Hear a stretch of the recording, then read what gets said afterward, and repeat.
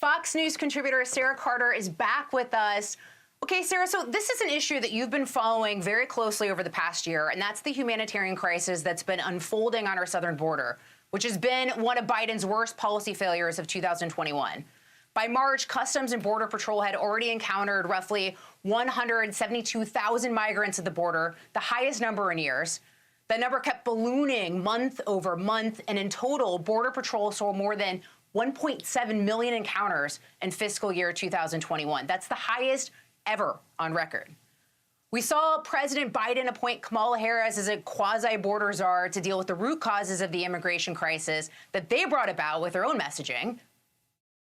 I would, in fact, make sure that we immediately surge to the border.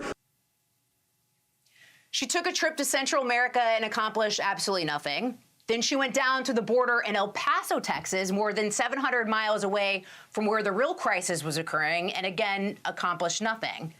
Then about a month ago, a federal judge ordered the Biden administration to reinstate Trump's Remain in Mexico policy because things had gotten so bad.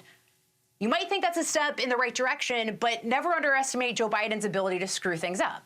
They're now asking the Supreme Court to rule on the issue in an effort to end the Remain in Mexico policy once and for all.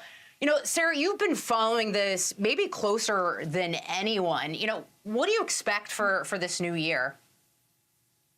I'm actually very concerned. I was in Guatemala. I interviewed President Yamate of Guatemala while Vice President Kamala Harris was there. It was a complete failure. Her trip fell apart completely, and the president of Guatemala made that very clear. I spent the last year, you know, Lisa, on the border, actually in Del Rio, in the Rio Grande Valley, in Arizona, and I saw the surge. I got to tell you this. We keep saying it's a Biden policy failure.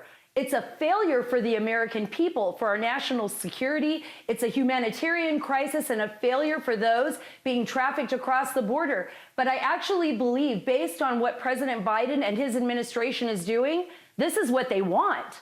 This is actually part of their policy. Their policy is to just open the floodgates and allow people to come in. I've spoken with immigration and customs enforcement officers. I've been talking to Border Patrol agents. I've talked to law enforcement officials along the border, and they're stunned. They can't do their jobs, whether that's Title 42, the Remain in Mexico, which they say they're not even implementing now because they're not even being allowed.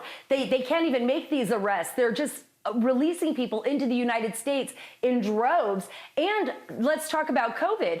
There's no policy there. They're allowing people into the country. If they're so concerned about all the Americans that have COVID or spreading COVID or want to create all these mandates, they have a wide open border. It's like a COVID surge there, if that's what they're saying. And they're not testing except when necessary. So we have an issue here that is, frankly, I think at the highest level of national security. And it's really, really concerning. And so for the next year, I think it's going to get far worse, particularly if they get their way.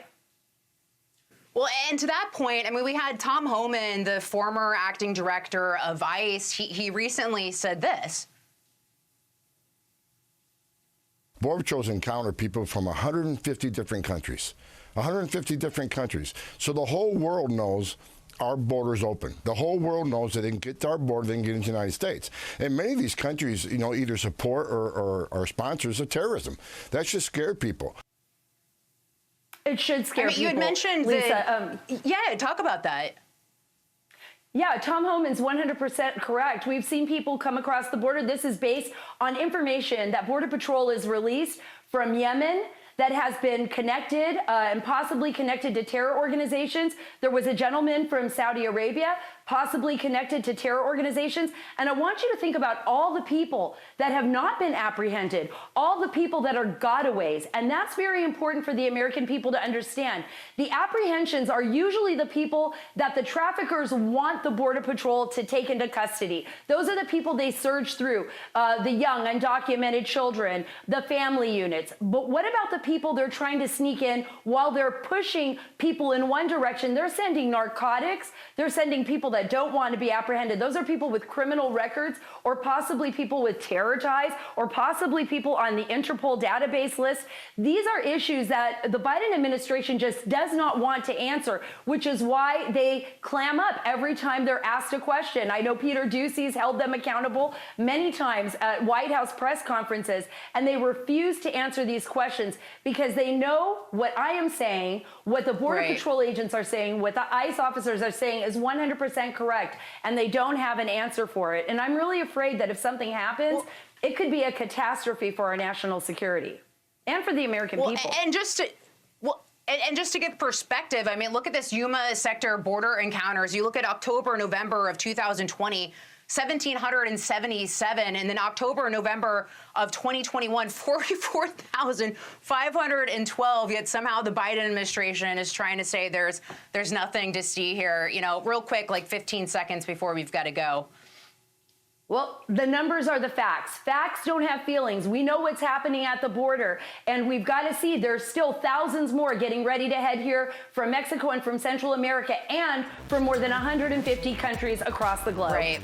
Sara Carter, thanks for joining us. Hey, Sean Hannity here. Hey, click here to subscribe to Fox News YouTube page and catch our hottest interviews and most compelling analysis. You will not get it anywhere else.